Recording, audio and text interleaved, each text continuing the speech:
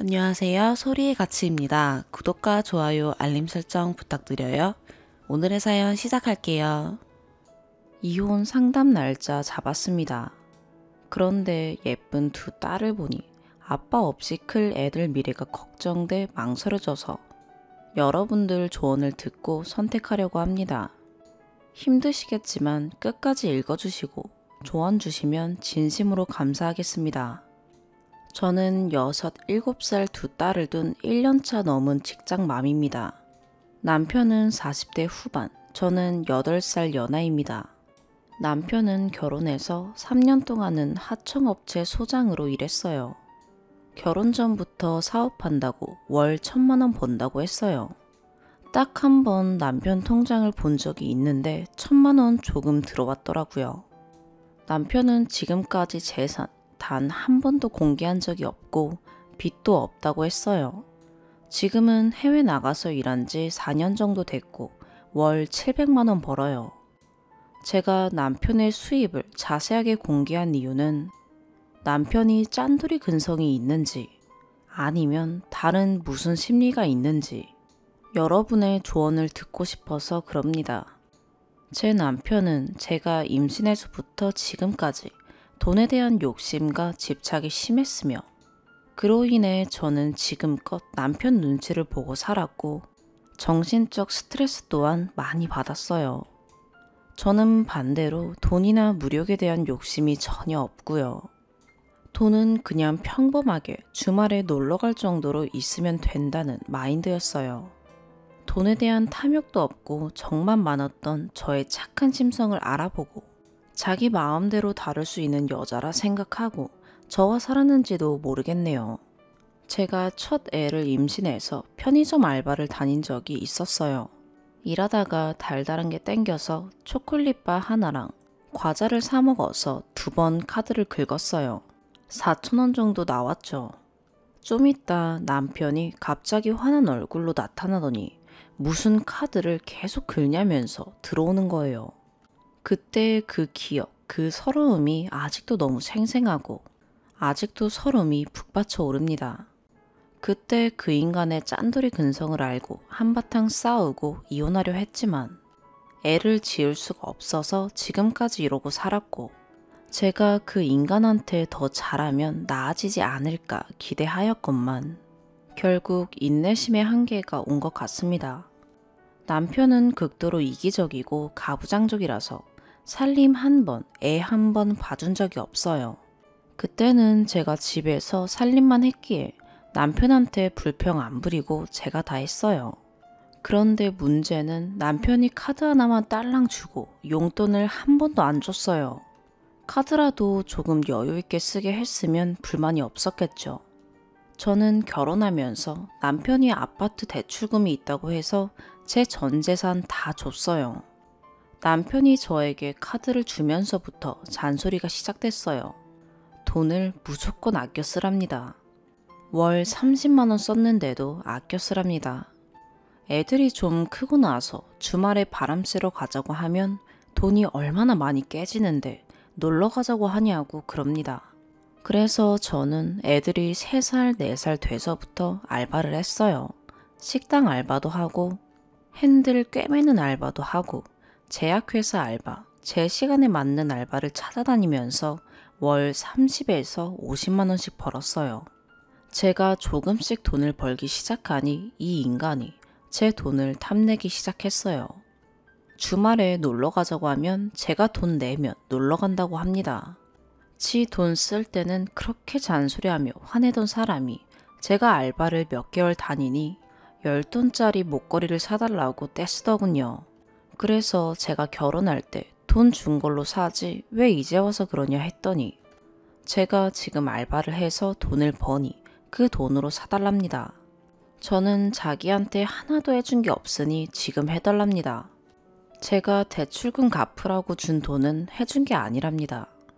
참고로 그 인간은 저한테 200만 원 안 되는 목걸이와 반지 해줬습니다. 이 인간은 처음부터 네 돈 내 돈 따지며 돈 앞에서는 가족을 분리하더군요. 저는 이 인간이랑 결혼하면서부터 평생 제 반려자로 생각하고 제 재산 다 오픈하고 다 주었고 그 인간 돈도 내 돈이라 생각하고 아껴 썼어요. 이 인간은 지 돈 쓴다고 하면 큰 소리 치며 화부터 내요.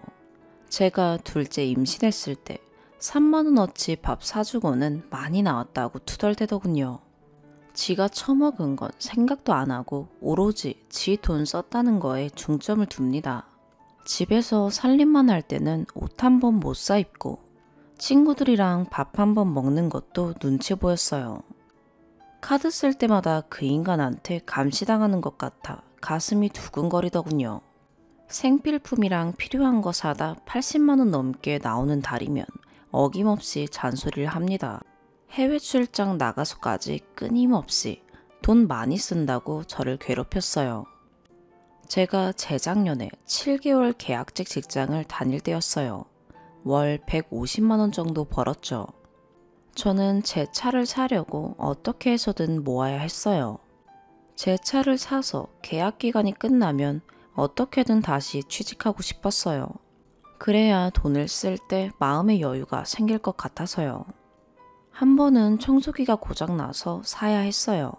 제 마음에 드는 걸로 저렴한 걸로 골랐는데 40만원 하길래 그 인간에게 청소기 40만원짜리 하나 사야겠다고 말했어요. 그랬더니 다짜고짜 내 돈으로 사라고 하더라고요. 자기는 지금까지 생활비 다 내줬는데 내 돈은 벌어서 뭐하냐고 따지길래 나중에 차 살 거라고 했더니 미쳤냐고 욕을 퍼붓더라고요. 한바탕 욕설이 오고 갔어요. 그 이후 계약 기간이 끝나 저는 중고차를 사기로 마음 먹었어요. 그 인간한테 차를 산다고 했더니 취직하고 나서 사랍니다. 제가 장롱면허라서 취직하기 몇 주 전부터는 주행 연습이 필요한데 어떻게 취직하고 바로 차 사고 몰고 다니냐고 따졌더니 만약에 취직이 안 되면 기름값은 자기 카드로 긁는 거 아니냐고 또 따집니다. 그래서 그때 이혼이라는 말을 꺼내며 크게 폭발했어요. 가족한테 쓰는 생활비가 그렇게 아까우면 당장 이혼하자고 했어요. 그 돈 가지고 혼자서 잘 살 거지 뭐하러 결혼해가지고 나한테 상처 주냐고 난리쳤어요. 신우들이랑 하는 단톡에 그 인간의 만행을 자세하게 올리고 참을 만큼 참았고 더는 못 참겠다고 이혼하겠다고 올렸어요. 사남매가 그 인간한테 전화하고 죽일 놈 살릴 놈 했나봐요. 신우들은 저를 되게 예뻐하고 잘 챙겨줬어요. 제가 그만큼 시댁에 잘했고 그 인간 해외 나가 있을 때도 시댁 모임이나 명절 제사 때 빠짐없이 다 가서 주방일 도맡아 했거든요. 나중에 그 인간 잠깐 휴가차 집에 왔을 때 일주일 동안 저를 투명인간 취급하길래 그럴 것 같으면 집에서 나가라고 했더니 화해하자는 식으로 나오더라고요. 그래서 저도 받아줬죠. 그랬더니 돌변하면서 단톡에 제가 잘못했다고 글을 올리래요. 제가 그때 이혼한다고 난리쳐서 아빠나 신우들이 힘들었고 고통받았다고. 그래서 난 잘못한 게 하나도 없다. 네가 내 돈, 네 돈 따지면서 짠돌이 부리니까 열받아서 그렇게 올렸다고 했더니 끝까지 지 잘못은 인정 안 하고 나만 잘못했다고 탓하더라고요. 그때 제가 생활비 150만 원으로 올려달라고 제안했어요. 그랬더니 제 통장으로 150만 원씩 넣어주면서 각종 보험료의 공과금은 다 걸어놨더라고요. 그리고 올해 1월에 그 인간이 2달 국내에 들어와 쉬게 되었어요. 그동안 살림 한번 안 도와줬던 인간이 청소도 하고 애들 목욕도 시키고 설거지도 하더라고요. 제가 직장 다닌다고 도와준다는 겁니다. 처음으로 50만 원짜리 코트도 하나 사줬어요. 그 인간한테는 거액을 쓴 거였어요. 웬일인가 싶기도 하고 제가 이혼하자고 강하게 나가니 갑자기 달라진 건가 의구심도 들었고요. 저는 너무 고마워서 그 인간이 살림을 도와줄 때마다 고맙다는 말을 달고 살았어요. 자기가 살림하는데 용돈도 달라고 해서 용돈 20만 원 넘게 주고 옷이 없다고 하길래 자동면도기 35만 원, 겨울옷 해서 100만 원 넘게 사줬어요. 오랜만에 와서는 애들 옷 한 벌 안 사주고 지 옷만 고르더군요. 애들 옷도 제 카드로 20만 원 넘게 샀어요. 50만 원짜리 가족 사진도 찍었고요. 제 카드 결제가 생활비 나가는 통장에서 빠져나가니 제 카드도 하나 달라고 하더군요. 애들 간식이랑 장도 본다고 그러면서 그 인간은 삼겹살, 술을 좋아해서 매일같이 삼겹살 사다 처먹었어요. 나중에 보니 한 달 카드값이 350만 원이 나왔더라고요.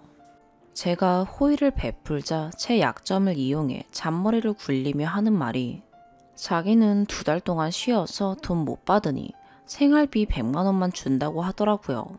저는 흔쾌히 받아들였어요. 너무나도 달라진 남편의 모습에 감동했고 하나도 아까운 게 없더라고요. 제가 퍼주는 모습을 보이기 시작하자 제 돈에 또 욕심을 보이기 시작했어요. 국내에 들어오면 트럭 사서 일할 테니 돈 좀 보태달라고 하길래 해준다고 했어요. 이젠 절 믿고 잘 살아보려나 싶어서 그 인간 요구에 다 응했고 금목걸이도 사달라고 하기에 나중에 들어오면 사준다고 약속했어요. 돈 가지고 맨날 티격태격 싸우는 게 너무 역겹고 지긋지긋해서 어떻게든 안 싸우려면 제가 맞추는 수밖에 없더군요. 역시나 거지근성 어디 못 가더라고요. 출장 가기 이틀 전에 그 인간이 술 한 병을 마시고 나서 한다는 말이 2달 동안 살림 도와줬는데 넌 나한테 해준 게 뭐냐고 따지더군요. 그래서 제가 난 일하고 들어와서 당신 밥 해주고 주말에는 내가 다 하지 않았냐고. 그동안 고마워서 용돈도 주고 옷도 사주고 모자란 생활비도 매달 40만 원 정도 냈다 했더니 제가 주유비 쓰고 개인적으로 써서 40만 원 되는 건 내는 게 아니랍니다. 참고로 주유비는 한 달에 6만 원 나갑니다. 그 인간이 말하길 내가 생활비도 내야 하고 살림도 해야 하고 너무 억울하답니다. 그래서 나도 억울하다고 했어요. 넌 고작 2달 동안 놀면서 살림 좀 도와준 거 가지고 억울한데 난 7년 동안 네 도움 없이 애들 다 키우면서 네 눈치 보느라 알바하고 직장 다니고 억울하다 했어요. 내가 살림할 때 넌 한 번이라도 도와준 적이 있냐고 했더니 자기가 살림할 테니 나보고 자기만큼 벌어오래요. 그래서 제가 네가 그만큼 벌어와서 나한테 얼만큼이나 썼다고 큰 소리냐 따졌더니 옛날 일을 다 기억했다 꺼내더군요. 제가 둘째 낳고 청소기 20만 원짜리 샀다 되팔아서 돈 챙겼다고 하고 양육수당 20만 원씩 7년 모았으니 돈 두둑히 잘 챙겨놨을 거라고 하고 지금 버는 돈도 다 챙겼다 뭐에다 쓰냐고 묻길래 나중에 애들 학자금에 쓸 거라고 했더니 안 믿더군요. 저도 생활비 40~50만 원 매달 냅니다. 제가 그 돈으로 명품백 하나라도 샀으면 제 돈 다 뺏고도 남을 인간이에요. 저를 못 믿겠다고 제 적금 부부 공동명의로 하자고 하길래 그렇게 하자고 했어요.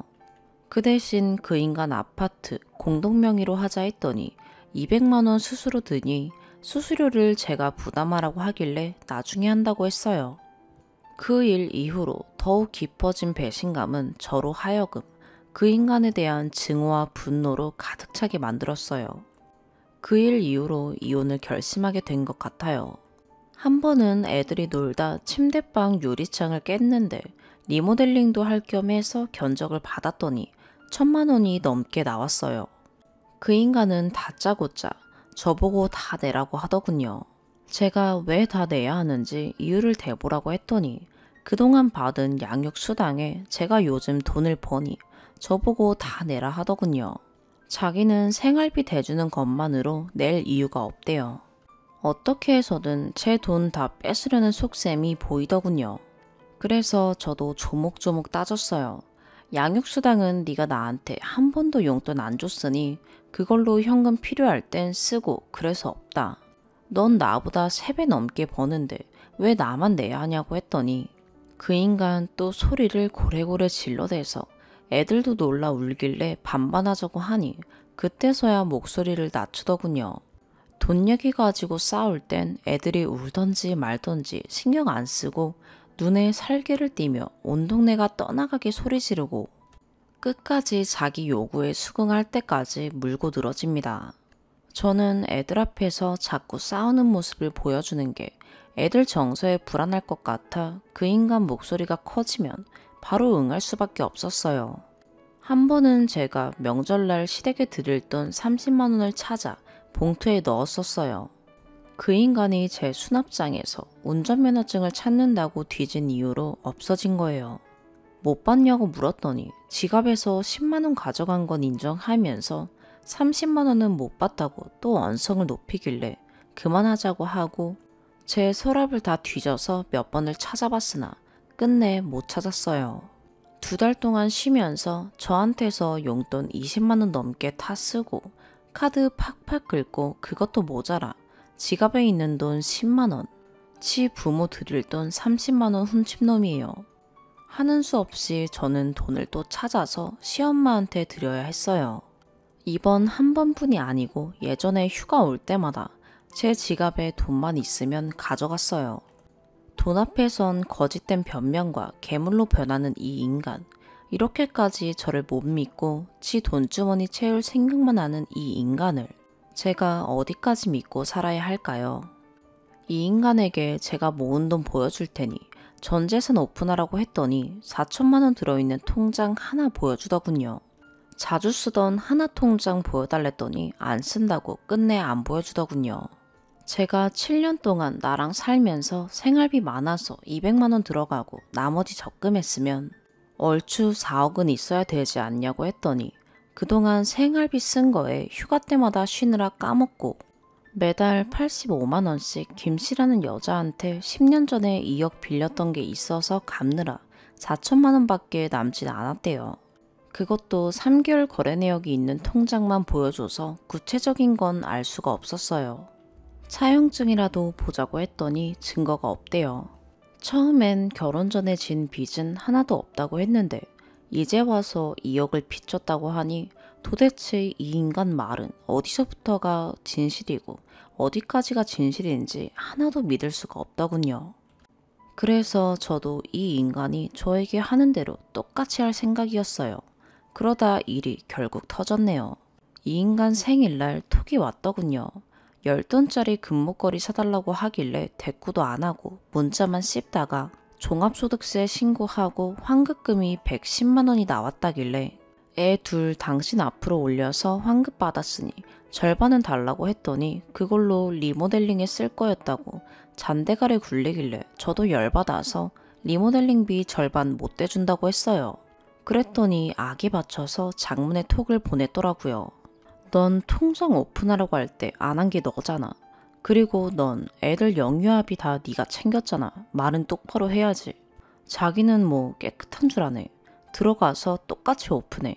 뒤로 슬그머니 빼면서 안 보여준 게 누군지 모르겠네. 속 보이는 건 당신이야. 세탁기 반반하자고 해놓고 지 동생 말에 휘둘려서 안 했잖아. 난 너처럼은 안 해. 그리고 유리를 왜 내가 갈아야 하는데 무조건 나만 해야 돼? 넌 네가 혼자 애들 다 키운다는 식으로 얘기하는데 내가 뒷받침 안 했어? 너가 그렇게 얘기할 정도면 혼자 돈 벌어서 생활비 대야지. 혼자 다 하는 거지. 나만 좋아서 애들 낳았냐? 네 속셈이 뻔히 다 보여. 툭하면 애들 교육비 내야 한다고 하네. 내가 언제 당신 돈 뺏으려고 했어? 인테리어 하자고 한 건 너고 그래서 반반씩 하자고 합의한 거잖아. 왜 속 보이는 짓을 해? 그래놓고 한다는 소리가 내가 반반하자고 해서 한 거라 하고 안 하겠다는 게 말이 돼? 뭐 돈을 어디에 투자해서 날려먹었어? 남깔 생각하지 말고 자신을 먼저 돌아봐. 이게 톡 내용입니다. 여기서 제 통장 오픈 안 한 거는 그 인간이 제 월급 다 알고도 남고 적금 액수 알게 되면 그 돈 또 어떻게 해서든 다 뺏어갈까 싶어서 안 보여준 거예요. 세탁기는 230만 원짜리 사는 거 반반 내자고 해서 그러기로 했는데 제 카드값이 350만 원 나와서 안 낸 거예요. 저한테 잔머리 굴리는 수법 똑같이 쓴 거예요. 그 인간이 저를 믿지 못하는데 저만 그 인간 믿고 또 돈 내놨다간 예전처럼 무시당하고 눈치 보며 살고 싶지 않았어요. 그 인간 하는 행동이 딱 시아버지더군요. 시댁에 갈 때마다 시엄마가 시아버지에게 맺힌 한을 저에게 쏟아내시더군요. 지금까지 빵 쪼가리 하나 아까워서 못 사준 영감이다. 남의 집 사과밭에 가서 일한 일당까지 다 뺏어가는 영감이다.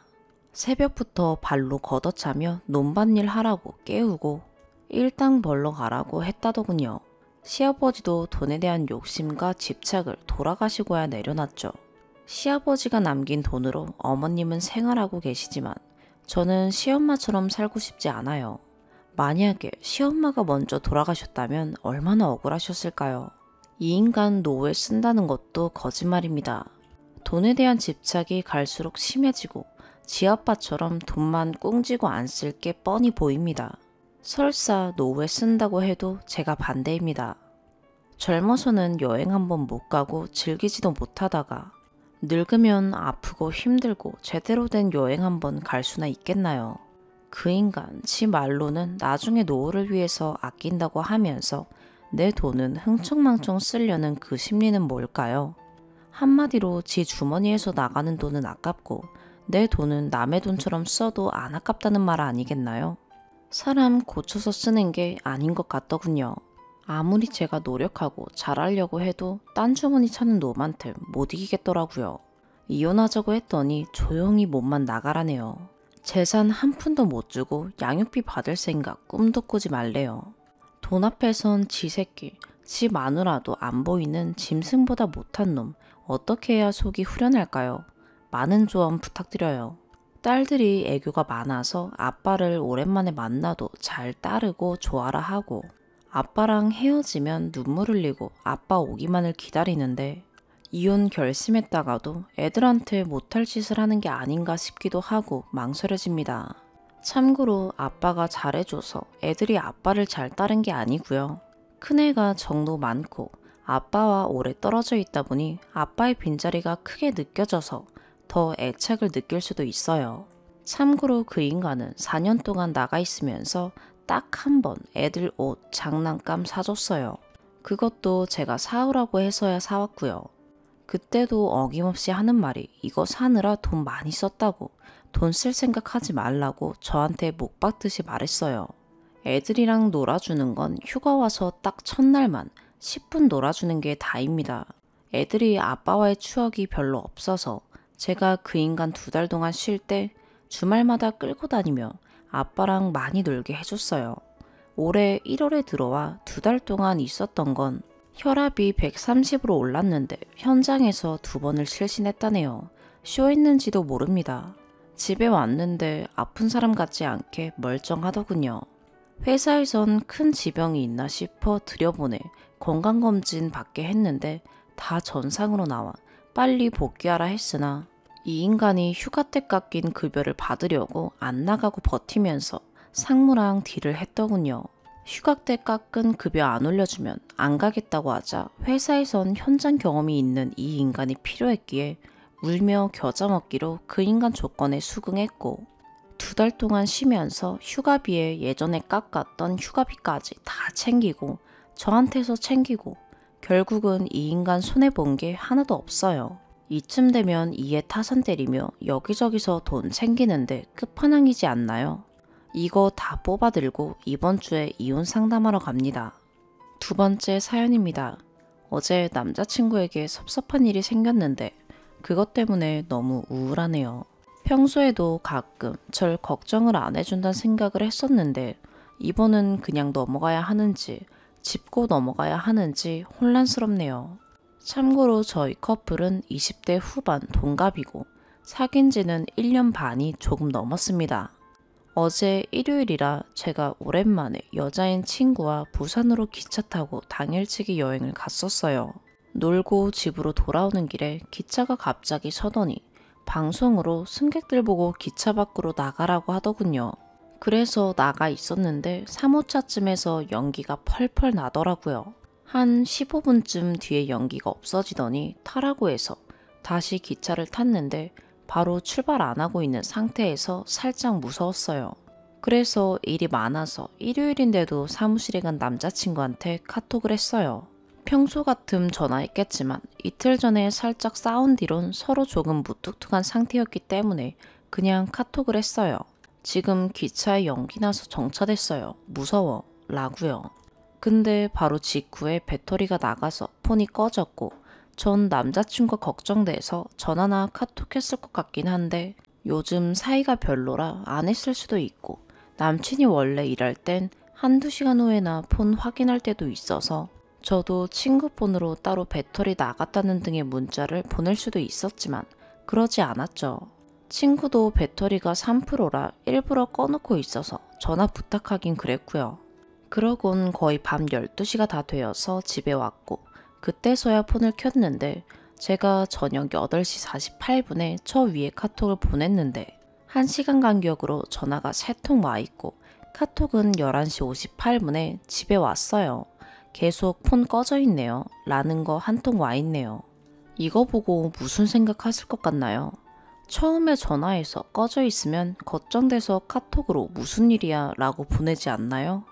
전화도 딱 한 통하고 1시간이나 뒤에 또 한 통하고 걱정했다면 집에 왔다고 폰 꺼져 있다고 이런 말이 나올까요? 폰이 계속 꺼져 있다면 더 걱정돼서 막 카톡하지 않나요? 전 잘 모르겠어요. 너무 섭섭해서 오늘 카톡하는데도 힘이 빠지고 그렇네요. 추가. 제가 계속 욕먹네요.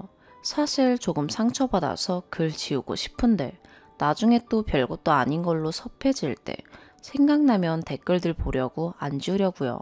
저 나이에 비해 철없고 애 같은 구석이 엄청 많은 거 맞아요. 약간 애정결핍도 있고요. 그래서 남친이 조금만 소홀해도 엄청 서운해했고 그런 점을 나름 고친다고 하는데도 잘 안 되네요.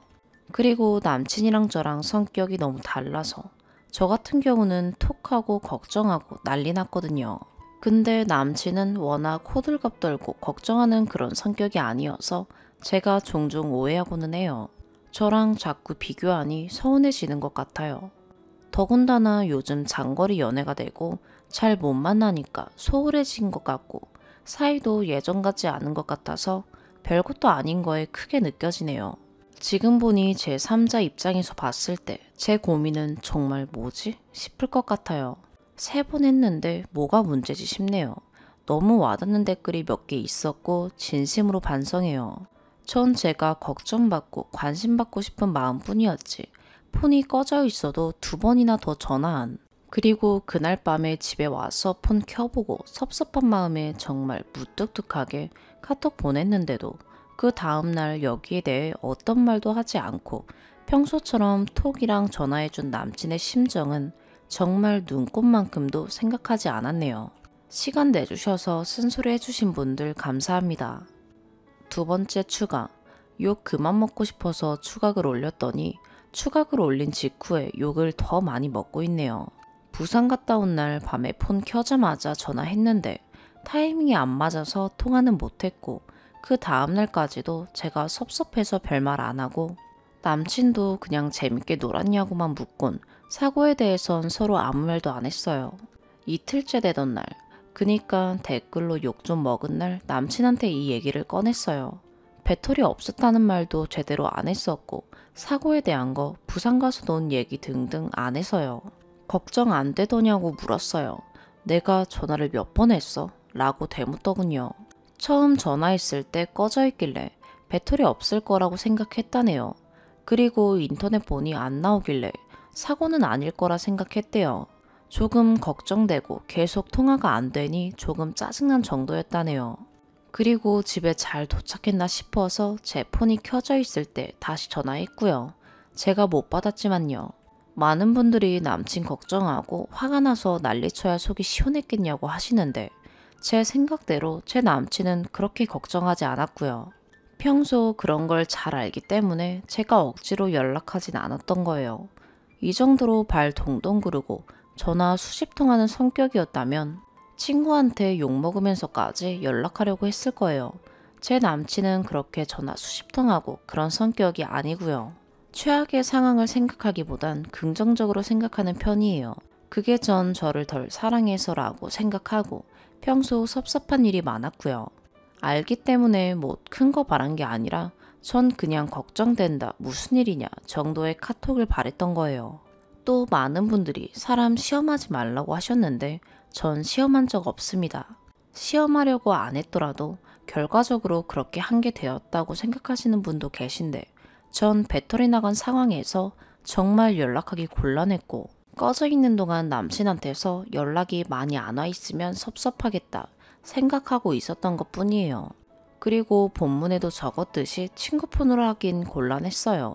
친구 폰도 3%밖에 없는 상황이고 기차에서 내리면 마중 나온 어머니랑 통화해야 하는데 아시잖아요. 통화 한 번 하면 배터리 금방 닳는 거. 그것도 3% 정도면 순식간이죠. 어머니랑 한 번에 못 찾으면 또 통화하고 해야 하는데 제가 문자 보낸다고 배터리 닳게 해서 통화 못하는 상황이 오게 되면 그건 제 책임이잖아요. 그래서 곤란했던 거지 일부러 안 한 적은 없습니다. 제가 글을 그렇게들 생각하시게끔 적긴 했네요. 그리고 폰 꺼진 타이밍 때문에 일부러 꺼놨다고 생각하신 분들도 있던데 카톡 보낼 당시에 바로 꺼질 정도로 없는 줄은 몰랐고요. 보통 한번 꺼지고 다시 켜면 잠깐은 켜지잖아요. 그래서 다시 켜봤는데 진짜 5초 만에 다시 꺼지고는 다시는 안 켜졌어요. 10분 후쯤 다시 또 켜봤고요. 기차에선 더 빨리 닳는다더군요. 그리고 기차에 폰 충전기 있는 거 이번에 처음 알았네요. 참고로 무궁화였는데 식당 칸에 있다네요. 여튼 제가 이런 일로 섭섭해하는 거에 대해선 철없다, 나이 거꾸로 먹었냐, 심한 경우 신발이라는 말도 들었지만 그냥 웃어 넘겼고요. 제가 한 행동에 대해서 느끼는 분노가 다들 다르시니 거기에 대해선 아무렇지 않습니다. 그런데 제가 하지도 않은 행동을 멋대로 추측해서 일부러 꺼는 거 아니냐고 이년저년 소리까지 하는 댓글은 정말 화나네요. 입에 수건문 분들은 반드시 그런 말들 본인에게 돌아갈 거예요. 세 번째 사연입니다. 저희는 결혼식 이후 신혼여행을 다녀온 후 헤어지기로 합의했습니다. 헤어지게 된 이유를 설명해줘도 본인은 잘 모르는 것 같습니다. 뭐가 어떻게 잘못되어서 이렇게 된 건지도 인지를 못하는 것 같아 보여주려고 이렇게 글을 올립니다. 욕설과 비하는 삼가 부탁드립니다. 글재주가 없어서 이야기가 다소 길 수 있습니다. 첫 번째 문제가 터진 건 결혼 반지부터였습니다. 반지를 사기 전 그 브랜드 매장을 두 곳에 가서 직접 반지 디자인과 사이즈 확인도 했습니다. 반지마다 사이즈가 한 사이즈 정도 차이가 나서 매장 직원이 적어둔 대로 남편이 원하는 디자인의 반지는 60호였습니다. 그게 딱 맞다고 본인이 계속 말했고요. 한 주 뒤에 강남점에 가서 구매를 했습니다.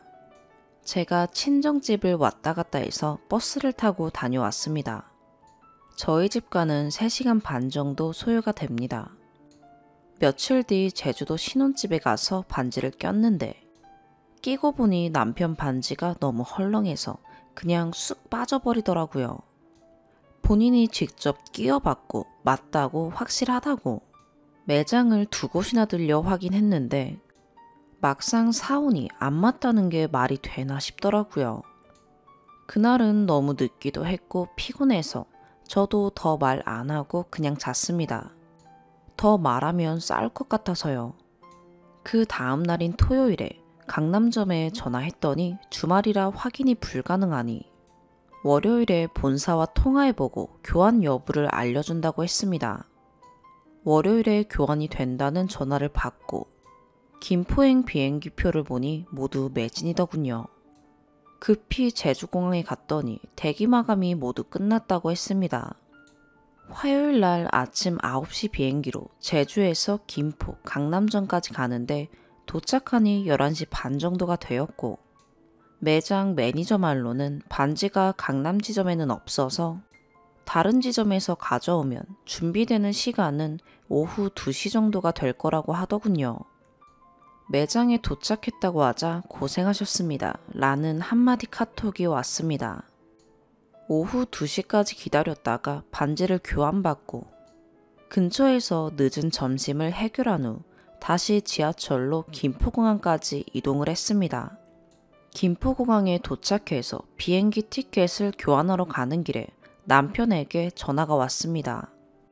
카드 지갑을 주워서 지하철 분실물 보관센터에서 보관 중이다. 알겠다. 잠깐 앉아있다가 떨어뜨린 것 같은데 바로 찾으러 가겠다. 카드 지갑 잃어버렸다는 이야기 말고는 저한테 다른 어떤 이야기도 없이 카드 찾으러 가라는 말만 하더군요.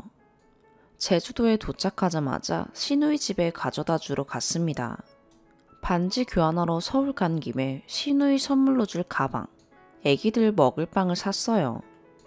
그날이 아니면 시간이 전혀 나질 않아서 공항 근처에 온 김에 주고 가야겠다라고 생각했죠. 가서 차 한 잔 마시고 가려고 하는데 남편이 데리러 올 테니 기다리라고 했습니다. 시간이 밤 8시 반이 넘어가는데 소식이 없더라고요. 물어보니 이제 시내권이라고 합니다. 순간 너무 화가 나더라고요.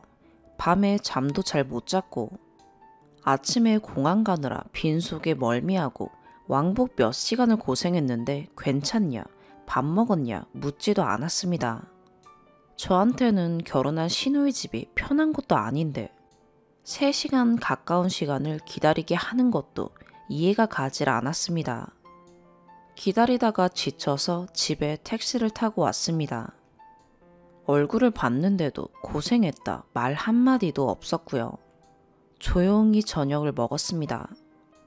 그리고 두어 시간이 흘렀는데도 테이블 위에 올려놓은 반지 포장조차도 뜯지 않고 올려두고 있더라고요. 오자마자 올려놓고 저녁 식사 준비를 했는데 밤 12시가 다 되어 가도록 리본도 풀지 않고 그대로 올려두는 걸 보고 뭐라고 해야 할지 당황스러워서 왜 리본도 안 풀어보냐고 물어보니 그제서야 풀어서 끼더라고요. 반지 사이즈가 잘못됐을 때도 이 사람은 도대체 결혼에 관심이 있는 건가? 어떻게 하면 이러는 건가? 5만 가지 마음이 다 들었는데 고생해서 교환해온 반지도 쳐다보지도 않는 걸 보니 이게 맞는 건가 싶은 생각이 들었습니다. 두 번째, 월요일에서 목요일까지 제 개인적인 사업 아이템 진행으로 같이 동업하실 분이 오셔서 사전 답사를 진행하기로 되어 있는데 반지를 교환하러 가느라 이틀을 날려버린 상태에서 수요일 날 답사를 진행했습니다. 비가 오고 날이 좋지 않은 상황에서 스케줄 진행이 되고 있는 상태였죠. 아침 10시에 카드 분실 정지 풀려고 하니 카드 뒷 4자리가 필요하다. 시간 되면 찍어 보내라.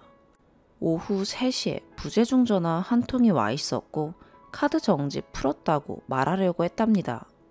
오후 6시에 퇴근합니다. 제 개인적인 사정으로 다른 사람 시간까지 뺏어가며 일정이 미뤄지고 급하게 일이 진행되어 가고 있는데 하루 종일 연락 한 번 했습니다. 사람이 기본적으로 잘 잤어? 밥은 먹었어? 아픈 곳은 없어? 기본 안부 아니냐? 왜 하루 종일 카드 이야기만 한 거냐? 따져 물었습니다. 일에 방해될까봐 연락을 안 하셨답니다. 세 번째, 신혼여행 갈 짐을 다 싼 건지 다시 확인했습니다. 본인은 다 챙겼다고 하더라고요. 그래서 뭐뭐 가져가는지 보여달라고 하니 흐물흐물한 재질의 스포츠웨어 검은색과 회색을 가져와서 이거 가져가면 되는 거 아니냐고 하더라고요. 본인은 그런 거밖에 없다면서요. 심지어 가방도 안 싸놓은 상태로 말이죠. 여행용 파우치에 옷만 담아둔 상황이었어요. 목요일 날 일어나자마자 옷 사러 다녀오겠다고 나가더라고요. 사온 옷을 보여달라고 하니 이번엔 진한 푸른색의 스포츠웨어였습니다. 땀 흡수 잘 되는 옷이요. 황당한 것도 황당한 거지만 이 사람은 왜 결혼하는지 의문이 들기 시작했습니다. 뭐라고 하면 그때뿐입니다. 짐 다 쌌다고 하더니 그게 싼 거냐 라고 하니 가방에만 넣으면 돼. 미리 챙겨서 넣어놔도 빠진 게 있을 건데 파우치에만 넣어놓고 나중에 물건 없으면 어쩔 거냐. 다 챙겨놨다고. 수영복은 어디 있냐. 안 샀어. 왜? 라고 물으니 몰랐답니다. 사전에 미리 호텔 정보와 링크 보내줬고 본인이 확인도 했는데요. 네 번째, 토요일이 결혼식이라 금요일에 가족들이 오시기로 되어 있었습니다. 제주도는 전야제라고 해서 결혼식 전날 동네 장치를 합니다.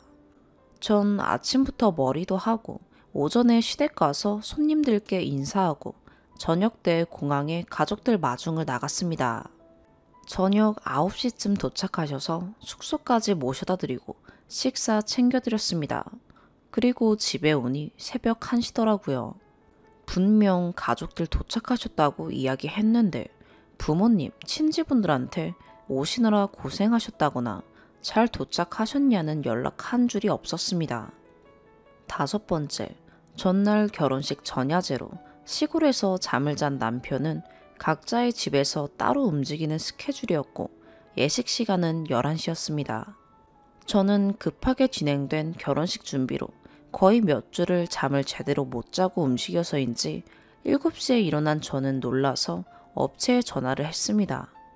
알고 보니 아침 7시가 아니라 8시인데 잘못 전달해드렸다고 말이죠. 업체에서도 전날 자정쯤에나 알게 되었다고 합니다. 업체에서는 밤 늦게긴 하지만 남편에게 변경된 시간을 고지했습니다. 그런데도 남편은 저한테 말을 안 했더라고요. 저희 엄마도 혼주 메이크업을 하기로 되어 있는 상태에서요. 그동안 웨딩 업체와의 모든 컨택은 남편이 했습니다. 왜 변경된 걸 아침에라도 말해줘야 하지 않느냐, 내가 전화 안 했으면 말 안 해주는 거냐 라고 했더니 업체에서 이야기한 줄 알았어. 이게 남편의 답변이었습니다. 6번째, 메이크업을 화가 난 상태로 진행하고 있는데 남편은 본인 메이크업이 끝나자마자 자리를 비우고 나가서 돌아오지 않더라고요. 다른 분께 남편을 불러달라고 시킬 정도였습니다. 웃으며 무마하려고 하더라고요. 이 상황에서 애교로 말이죠.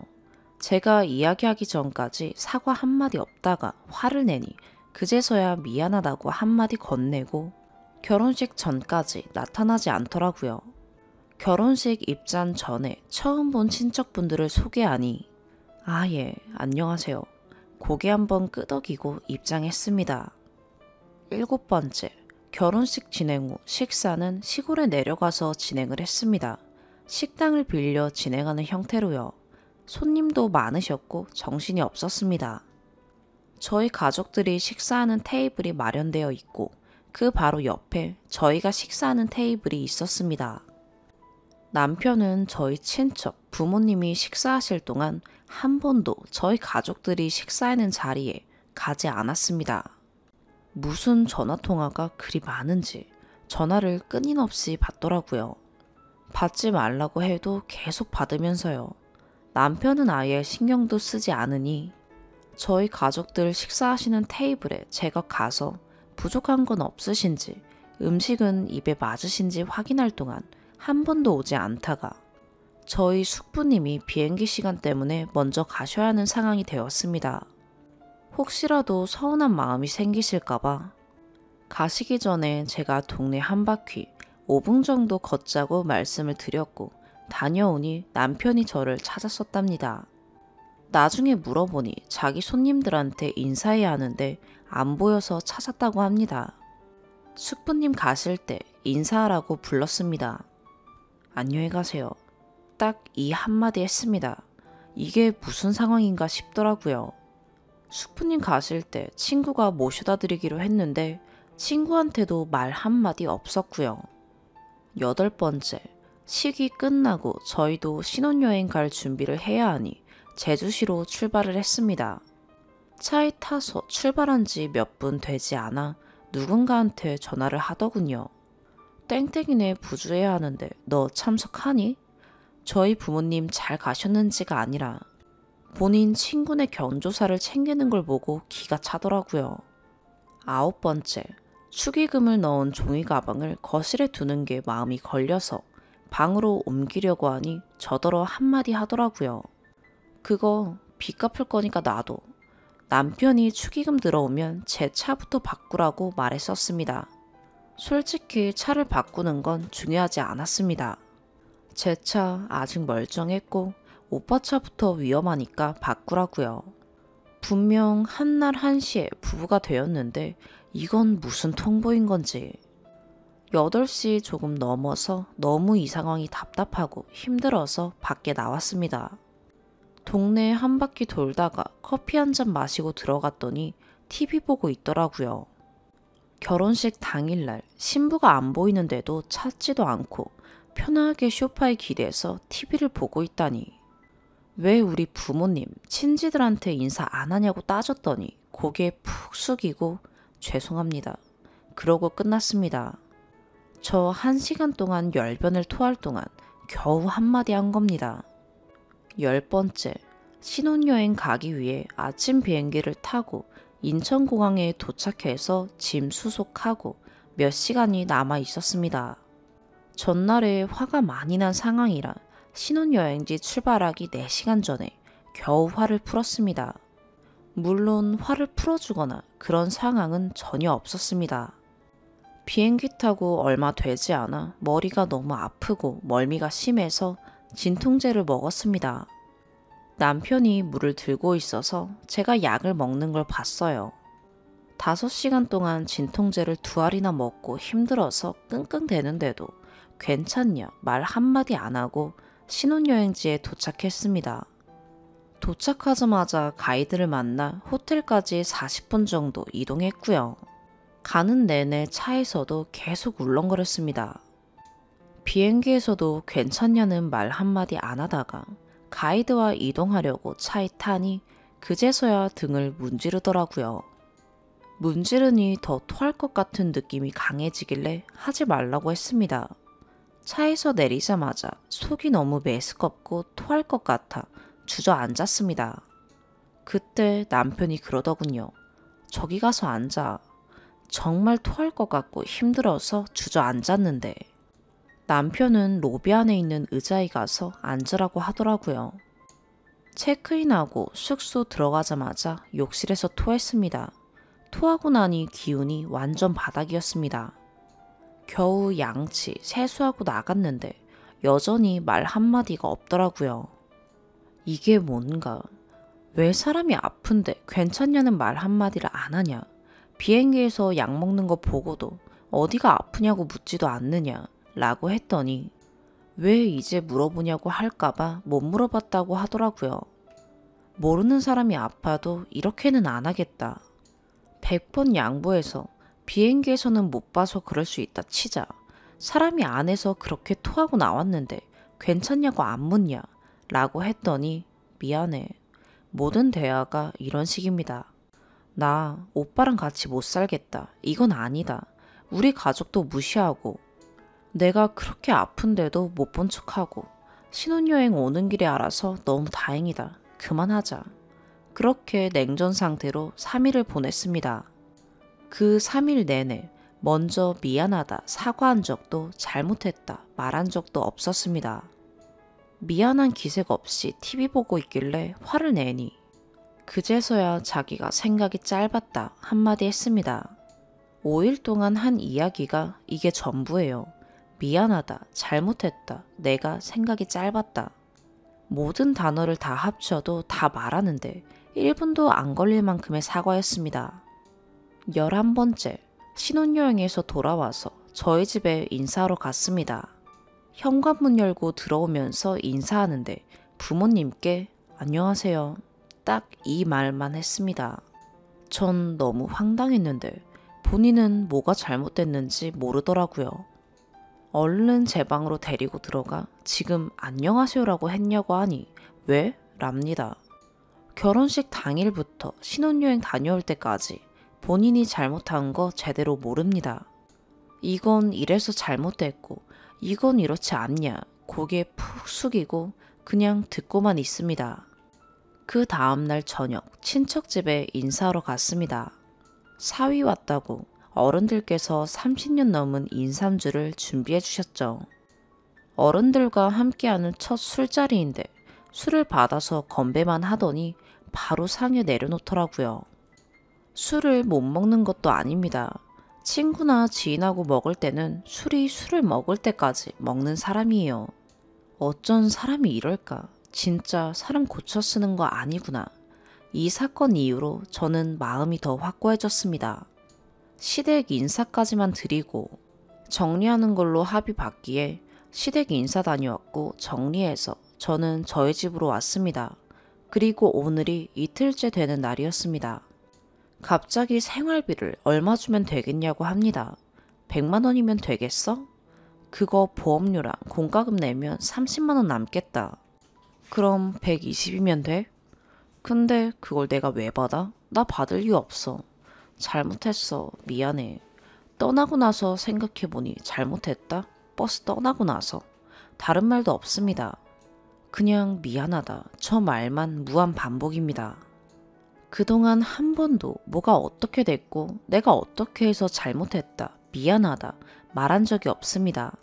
사실 신혼여행 가서도 오빠가 이러는 거 내가 네이트판에 올리겠다. 객관적으로 뭐가 잘못됐는지 모르는 남한테 물어보자. 오빠가 아는 지인은 오빠 편 들 거고 내가 아는 지인들 이야기는 인정 안 할 거 아니냐. 이런 이야기를 했었습니다. 이렇게 잘못해놓고 그냥 무턱대고 미안하다, 잘못했다, 딸랑 한마디 던지고 모든 일이 무마될 거라고 생각하는 저 행동 자체가 너무 싫습니다. 부모님한테는 명절 지나고 이렇게 해서 헤어지게 됐다고 말씀드려라 라고 했는데 그 당시에는 알겠다고 해놓고 이제 와서 말을 번복하려고 합니다. 손바닥 뒤집듯이 뒤집는다고 있던 일이 없던 게 되는 것도 아니고 진심을 다해 미안하다고 사과하지도 않고 2시간 이야기하면 겨우 한마디 두마디로 모든 게 해결될 거라고 여기는지 저는 같이 하면 안 된다고 생각합니다. 저렇게 눈치도 없고 미안함도 모르는 사람이랑 같이 하고 싶지 않습니다. 사과를 하려면 제대로 하라고 겨우 미안하다 말 한마디가 사과냐고 해도 고개 푹 숙이고 가만히 침묵을 지킵니다. 너무 답답해서 죽을 것 같은데 오늘도 여전히 미안하다 한마디로 넘기려고 합니다. 그 외에도 자잘한 일이 많았지만 제 기준으로 큰 일만 적어봅니다. 욕설 비방은 자제해주세요. 4번째 사연입니다. 안녕하세요. 31살이고 결혼 1년차 아직은 새댁입니다. 제가 요즘 신랑 때문에 고민 아닌 고민 중이라 조언 좀 해주세요. 연애 1년 하고 결혼했어요. 맞벌이라 집안일은 분담을 했고요. 신랑이 밥만큼은 제가 해줬으면 좋겠다 해서 밥은 무조건 제 담당이에요. 제가 12살쯤부터 집에서 밥을 했었거든요. 소풍, 운동회, 언니 소풍이나 동생 소풍 도시락까지 다 제가 했었고요. 주방에서 산 경력이 조금 됩니다. 신랑 고향이 전라도예요. 시부모님이 전라도 분이시고 어머님이 또 음식을 굉장히 잘하세요. 정말 맛깔스럽게요. 그런 음식을 32년 먹고 살아서 처음 결혼하고 첫 식사를 만들 때 어머님보다 많이 못하니까 너무 기대하지 말라고 말을 했는데 정말 맛있다고 밥 2그릇을 비우는 거예요. 잘 먹어주니 좋아서 저도 열심히 만들어줬고요. 위에서 언급했다시피 저희는 맞벌이에요. 반찬을 일주일치씩 미리 만들어서 저녁에 메인찬 하나 만들어서 그냥 꺼내 먹는데 메인찬은 되도록 매일 다르게 만들어요. 밥 먹을 때마다 신랑은 요리 잘하는 여자랑은 평생이라는데 난 여보랑 절대 못 헤어지겠다. 난 정말 복 받았나 봐. 이런 이야기들을 해요. 전 그냥 기분 좋게 듣고 립서비스겠거니 했는데 처음은 3개월 전인가 회사 직원들 집들이 못했던 거 생각나서 집들이 겸 초대하고 싶은데 괜찮겠느냐 물어보길래 알았다고 했어요. 신혼집 입주가 좀 늦어져서 집들이를 제대로 못했었어요. 회사 직원이 6명이 방문했고 평일에 퇴근 후에 조금씩 준비했다가 전날 음식 다 만들어서 집들이를 무사히 치렀고요. 다들 맛있다며 먹는데 신랑이랑 친한 동기가 이거 정말 맛있다고 좀 챙겨주시면 안 되냐고 했고요. 그래서 직원들이 돌아갈 때 신랑이 음식 챙겨가라면서 저한테 좀 싸주라더라고요. 넉넉히 했던 터라 알았다고 조금씩 챙겨서 보냈어요. 그리고 그 다음 주에 갑자기 신랑이 무슨 동호회 사람들이 놀러 오기로 했대요. 하루 전에 통보하듯이 말하고 급작스러운 방문. 회사 직원들 집들이보단 못했지만 그래도 열심히 챙겨서 냈고요. 다들 또 돌아갈 때 음식 싸주라고. 그리고 또 돌아오는 주에는 대학 친구들. 이번엔 집에서 쉬다가 친구 전화가 왔길래 통화하다가 갑자기 집으로 오라고 하기에 안 된다고 집에 아무것도 없다고 했더니 애들 오는데 시간 좀 걸리니까 지금 장 봐와서 하면 된다고 했어요. 그럼 그냥 음식 시켜 이랬더니 사람 초대해놓고 배달 음식을 어찌 내놓느냐며 신랑이 재료 뭐 필요하냐고 물어보더니 다 사오더라고요. 아니 그냥 이 사람은 음식이 재료만 있으면 금나라 뚝딱 마냥 툭 하고 나오는 줄 아나 봐요. 어떻게 후딱 치러내고 나니까 화가 나기 시작해요. 내가 무슨 밥하는 기계도 아니고 한두 번이지 3주 연속 이러니까 미치겠더라고요. 그날 밤에 신랑이랑 술 한잔 하면서 이야기를 했어요. 내가 노는 사람도 아니고 이렇게 매주 쉬지도 못하고 손님 치르면 너무 힘들다. 나도 쉴 시간은 있어야 할 것 아니냐. 이러면서 화를 좀 냈더니 제 음식을 자랑하고 싶었대요. 그래서 그랬다고 미안하다 하길래 앞으로는 이런 식으로 사람 초대하지 말라고 말하고 말았어요. 그 후로 조용하다가 일이 또 터졌어요. 놀러 가려고 계획도 다 잡아놓은 상태였고 하루는 신랑 대학 친구들이랑 낚시 가기로 잡혀 있어서 그러라고 했던 상황이었고요. 저녁에 강화도 가서 하루 쉬다 왔어요. 낮에 집에 도착해서 쉬고 그 다음날 아침에 신랑은 낚시를 갈 거였는데 집에 도착하자마자 낚시 가서 먹을 걸 싸달라고 하더라고요. 신랑이 가는 낚시가 큰 저수지 같은 데에서 배처럼 떠있는 집에서 낚시하면서 1박 하는 곳이었어요. 간단하게 가는 길에 먹을 도시락 정도면 되겠지 싶어서 알았다고 했는데 찬압을 꺼내더라고요. 이게 뭐냐고 했더니 친구들이 자기 음식 너무 맛있게 먹었다고 챙겨오라고 그랬다며 3단 찬압 2개를 꺼내서 넉넉하게 챙겨달라더군요. 당장 반찬 해둔 것도 없고 쌀만한 음식도 없는데 뭘 챙기라는 거냐고 했더니 오늘 장 봐와서 준비하면 될 것 아니냐고. 난 못한다, 안 할 거다 했더니 이미 친구들한테 자랑 다 해놨는데 안 해준다 하면 내가 뭐가 되냐고 살짝 정색하더라고요. 알아서 하라고. 나한테 미리 말한 것도 아니고 내가 쉬는 날까지 고생하면서 밥을 해야 하냐. 우리 둘이 먹는 것도 아니고 몇 시간을 허리 아프게 서서 요리해서 남의 입에까지 넣어주고 내 황금 같은 시간을 그렇게 보내기 싫다 라고 했더니 너무하대요. 사람이 변했대요. 이거 제가 나쁜 거예요.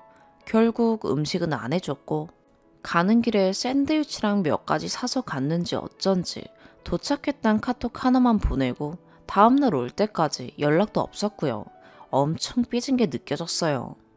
글을 쓰다 보니 생각이 났는데 결혼하고 얼마 안 됐을 때 신랑이 시댁에 자랑자랑을 어찌나 해놨는지 시부모님과 아주버님이 그 밥맛이나 한번 보자며 말도 없이 방문하셔서 고생한 날도 있었고요. 시댁에 갔다가 어머님이 나는 이제 나이 먹어서 음식이 자꾸 짜지니까 밥은 저보고 하라고 주말에 시부모님 뵈러 잠시 갔다가 점심 저녁 2끼를 밥만 하고 있었네요. 밥하고 설거지하고 잠시 앉았다가 아버님이 저녁 먹고 가라고 저녁은 이거 먹자고 말씀하셔서 또 저녁하고 설거지하고 과일 깎고 커피 한 잔 마시고 집에 왔었어요. 이걸 또 신랑은 뒤에서 흐뭇흐뭇 기운을 발산하면서 지켜보고요. 먹으면서 맛있죠? 맛있죠? 추임새 넣고 부모님은 앞으로 네가 밥하면 되겠다고 웃으시고 전 표정 관리도 안 되고 총체적 난국이었어요. 집에 와서 화냈더니 자기 음식이 맛있어서 자랑하고 싶었고 부모님이 저리 좋아하시는데 좀 해주면 어떠냐고 또 화내고 근데 이게 한두 번이어야죠. 이젠 시댁 방문하면 어머님은 자연스럽게 거실에 앉으시고 재료 뭐 있으니까 맛있는 거 해보라고 말만 하시고요. 전 일주일 내내 집에서 밥했는데 시댁 가서 또 하고 시댁 안 가는 주말엔 신랑 손님들 갑자기 들이닥쳐서 형수님 밥 먹으러 왔습니다. 이러고 재수씨 밥 먹으러 왔어요. 이럽니다. 화를 내도 알았다고 하는 건 그때뿐이고 나 안 할 거니까 알아서 하라고 하면 왕창 삐져서 말도 안 하고요. 내가 쉴 시간도 없이 일해서 너무 힘들다. 밥 해주려고 결혼한 줄 아느냐 이랬더니 집안일 나도 거들지 않느냐며 이 정도도 못 해주냐 너무하다. 이기적이다. 사람이 변했다. 이런 말 나와요. 진짜 돌아버리겠어요. 그냥 결혼 초기에 요리 못한다고 개판으로 내놓고 조금씩 개선해서 챙겨줄 걸. 오늘 저녁에 퇴근할 때 자취하는 후배 2명 집에 데려온다고 저녁 맛있는 거 해놓으라고 연락이 왔네요. 음식 챙겨서 보낼 거니까 넉넉하게 해놓으라고요. 그래서 오늘 집에 안 들어가려고요. 끝나자마자 친정 가서 쉴 거예요. 신랑 이 버릇 어떻게 고쳐야 할까요? 제가 힘든 건 생각도 못하고 자랑하고 싶다면서 사람들 자꾸 데려오는데 자랑하고 싶다는 건 그냥 핑계 같고 이걸 빌미 삼아 사람들 만나는 자리 만드는 것 같기도 해요. 사람 집에 함부로 못 들이게 하고 싶은데 방법이 없을까요? 시댁에서 음식 좀 덜하는 방법도요. 이게 제일 급해요. 추가. 퇴근하고 바로 친정 와서 엄마랑 맛있는 거 사 먹고 선물 사온 것도 드리고 김서방은 하고 물어보시길래 일이 좀 바쁘다 둘러대고 말았어요. 오늘 자고 갈 거라고 엄마랑 술도 한잔하고 어리광 한참 피우는데 신랑이 계속 전화가 와서 나가서 통화 좀 하고요. 회사에서 퇴근하고 바로 친정 갈 거니까 알아서 해먹으라고 말하고 전화, 문자, 카톡 아무것도 안 했는데 처음엔 화내던 신랑이 나중에 전화할 땐 왜 그리 화가 났는지 말이나 해보라고 해서 전화로는 너무 길고 오늘은 이야기도 하기 싫고 자기 보는 것도 싫으니까 나 찾지 말고 알아서 하고 있으라 했어요. 난 오늘 엄마랑 자고 내일 엄마가 차려준 밥 먹고 엄마가 챙겨준 반찬 들고 집에 갈 거라고요. 일부러 엄마 밥, 엄마 반찬을 강조한 건데 왜인지 이해 못했겠죠. 밤에 친정으로 온다는 거 오지 말라고 화냈더니 그럼 아침에 데리러 가겠다고 하더라고요. 조금 전에 일어나서 폰을 들여다보니 출발한다고 연락해놨던데 지금 어디쯤까지 왔겠죠. 오늘 집에 가면 댓글들 다 보여줄 생각이에요. 싸움이 되던 뭔가 사단이 나더라도 이렇게는 저도 더 살지 못할 것 같아서요. 댓글들 천천히 읽다 보면 뭔가 번쩍하지 않을까 하는 기대를 하고 있어요. 오늘 점심 시댁 식구들 만나서 한 끼 하고 저녁에 친정엄마랑 언니 동생들 만나서 한 끼 하려고 했는데 일정이 바뀔 수도 있을 것 같아요. 그리고 신랑 설거지 시키라고 그러셨는데 단체 손님들 방문 후 설거지는 항상 신랑이 하긴 했어요. 근데 가만히 생각해보니 음식하는 중간중간 나오는 설거지는 제가 다 했었네요.